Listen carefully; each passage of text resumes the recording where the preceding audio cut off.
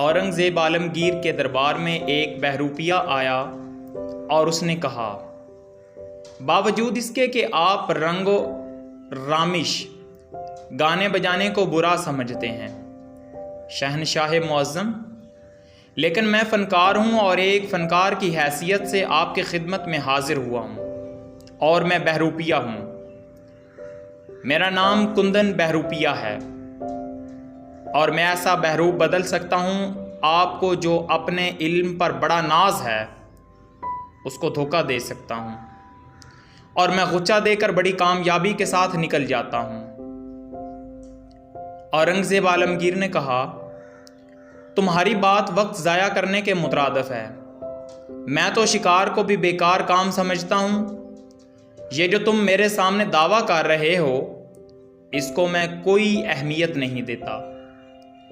उसने कहा, हाथ कंगन को आरसी क्या, आप इतने बड़े शहनशाह हैं और दानिश में अपना जवाब नहीं रखते।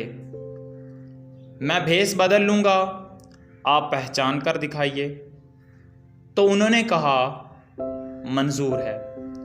उसने कहा, हजूर आप वक्त के शहनशाह हैं, अगर तो आपने मुझे पहचान लिया तो मैं आपके देनेदार हो जाऊंगा, लेकिन अगर आप मुझे पहचान ना सके और मैंने ऐसा भेस बदल लिया तो आपसे 500 रुपया लूँगा।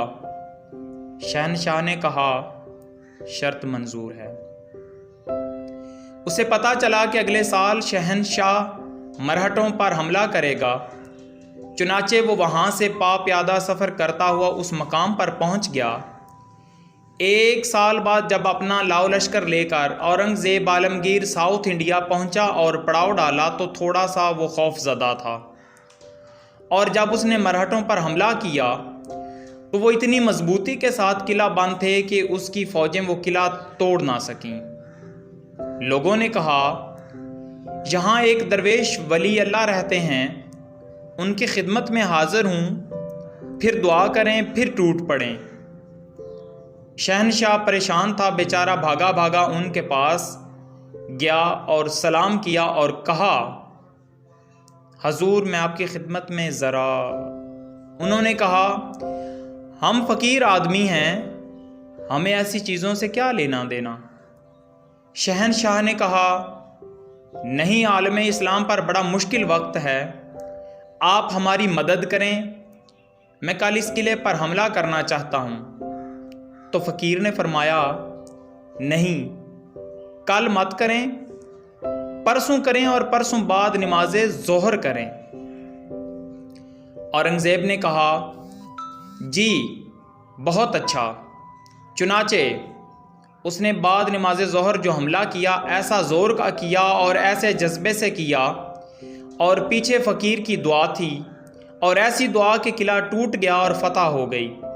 मफतूह जो थे पांव पड़ गए। बादशाह मराठों के पेशवा पर फतहमंद कामरान होने के बाद सीधा दरवेश की खिदमत में हाजिर हुआ।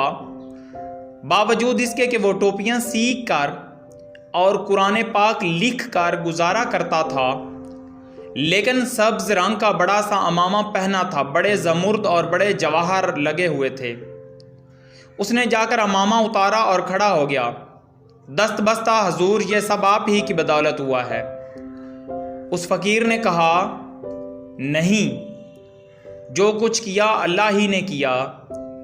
उन्होंने कहा, आपकी खिदमत में कुछ पेश करना चाहता हूँ। दरवेश ने कहा, नहीं, हम फ़कीर लोग हैं। औरंगज़ेब ने कहा, दो परगने यानी दो बड़े बड़े कस्बे, आप यूँ समझ लीजिए इतने बड़े कस्बे के जैसे आपके ओकाड़ा और पत्तों की हैं, वो आपको देता हूँ और आइंदा 5-7 पुश्तों के लिए हर तरह की मुआफ़ी है।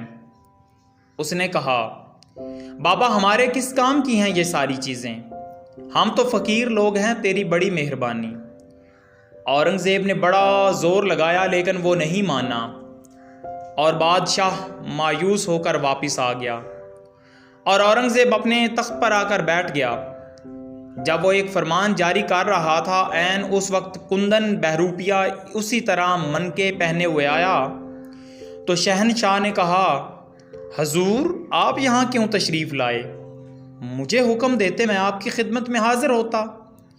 कुंदन ने कहा, नहीं शहनशाह मुअज़्ज़म, अब ये हमारा फ़र्ज़ था, हम आपकी खिदमत में हाजिर होते तो जनाब आली मैं कुंदन बहरूपिया हूँ, मेरे 500 रुपये मुझे इनायत फरमाएं। उसने कहा, तुम वो हो?